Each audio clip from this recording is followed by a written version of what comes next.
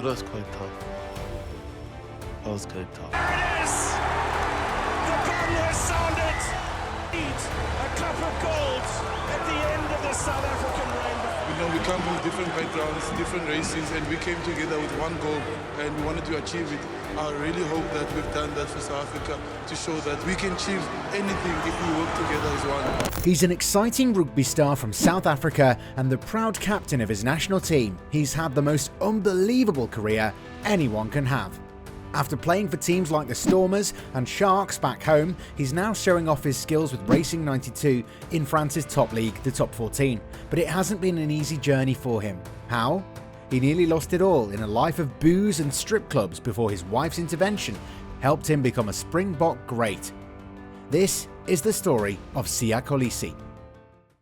Brutal childhood.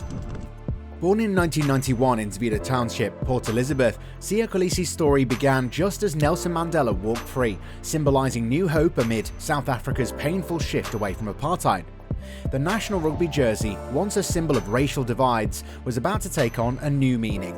Kolisi was raised by his grandmother in a tiny home crowded with family, proof enough that his early years were marked by hardship.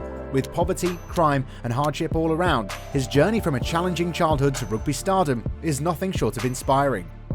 He once shared a heart-wrenching memory with the BBC. It was more than just hunger. It felt like a sharp pain twisting inside my stomach, he recalled. In the dead of night, I'd cry out and my grandmother would rush to soothe me with sugar water. That would calm the storm inside. He credits these harsh experiences for teaching him resilience. The people in my community may not have much money, but they overflow with joy, pride and resilience. To make matters even worse, tragedy struck Kolisi when he was not yet 10. His grandmother, the heart of his world, died in his arms.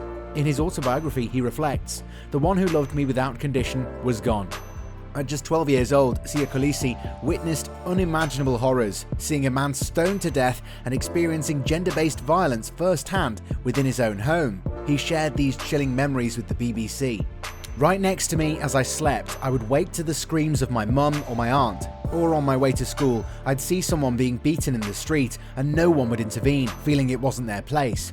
Kolisi's reflections deepened in a poignant interview with The Guardian about his mother, who was just 18 when he was born and died 15 years later. He recalled the stark transformation in her appearance due to the abuse she suffered. "She was beautiful, unscarred," he said.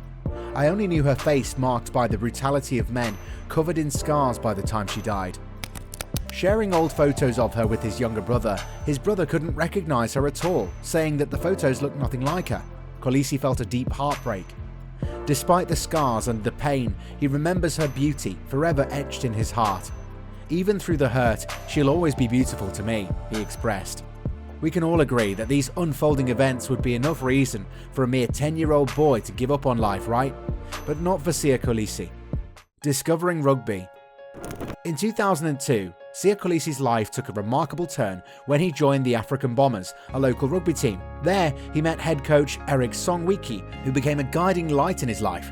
Recognising Kolisi's potential, Coach Songwiki arranged for him and 2 other boys from the township to attend the prestigious Grey School in Port Elizabeth on a scholarship.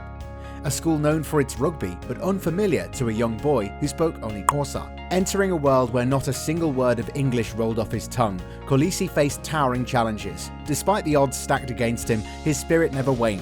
On the rugby field, he began carving out a name for himself, fighting through language barriers and cultural differences, driven by a deep passion for the game and a relentless will to succeed.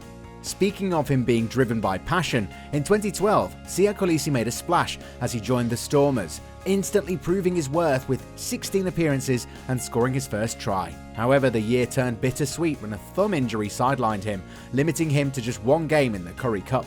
He could only watch as his team, Western Province, celebrated their 33rd Currie Cup title without him on the field. He came back stronger in 2013, securing his spot on the Stormers team amidst tough competition from other loose forwards. His impressive performance of 13 appearances and 2 tries not only solidified his place, but also earned him international recognition. That year, he joined the Springboks for the Rugby Championship, which limited his availability for Western Province. Despite his best efforts, he was back, but could not turn the tide in the final 3 matches of the Currie Cup, where his team suffered a surprising 33-19 defeat at home to the Sharks in the final. His real turning point came in 2017, a year that marked both struggle and emergence for him.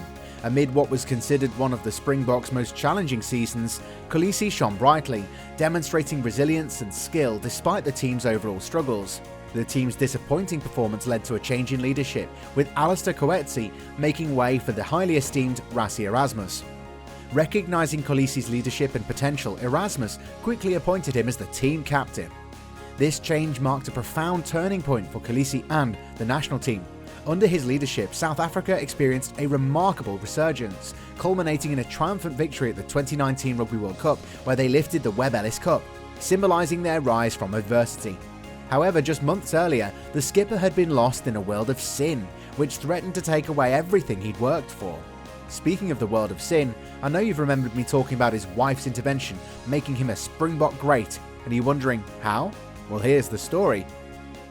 Almost lost.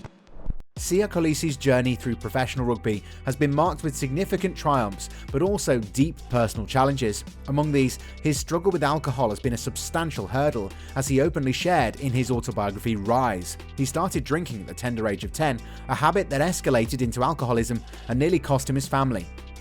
During the 2015 World Cup, when he struggled with not being a regular starter for the Springboks, despite his wife Rachel visiting with their baby, Nick, Kolisi chose to hit the bars instead of spending time with them, leading Rachel to leave early in frustration.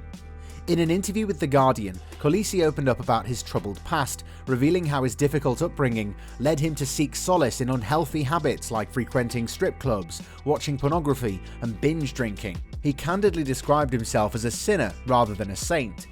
Reflecting on his role as a potential role model, Kolisi expressed concern about the challenges young people face without proper guidance. He wished he had someone to mentor him through those tough times, preparing him to face temptations like alcohol and drugs. Through his own struggles, he learned the hard way and now aims to pave an easier path for future generations. Acknowledging his past mistakes, Kolisi emphasized that he's far from perfect, but strives to be the best version of himself every day.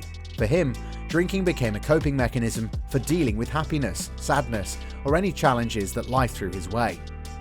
Just before the triumphant 2019 World Cup, Siya Kolisi's life took a pivotal turn. At his wife's urging, he sought guidance from a Christian mentor who confronted him with some hard truths. The mentor exposed Kolisi's struggles with excessive drinking, inappropriate behaviour with women, and going to strip clubs, despite his public image of faith. Through deep conversations and introspection, he faced his demons head-on. Quitting drinking was especially challenging, but with determination and support, he managed to overcome it.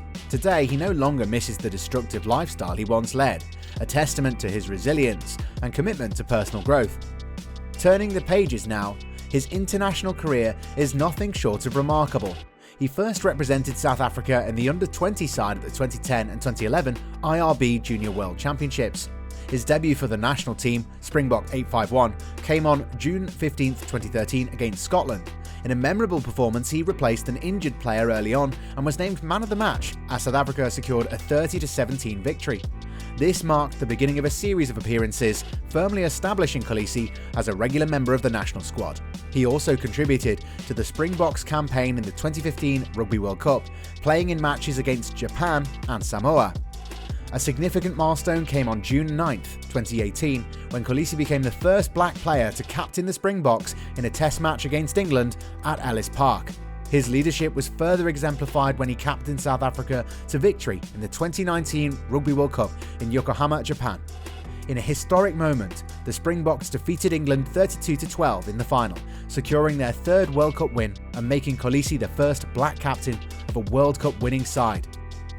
Well, what role models have inspired you to overcome obstacles in your own life? Share your thoughts in the comments below, and don't forget to hit the subscribe button for more inspiring content. See you in the next video.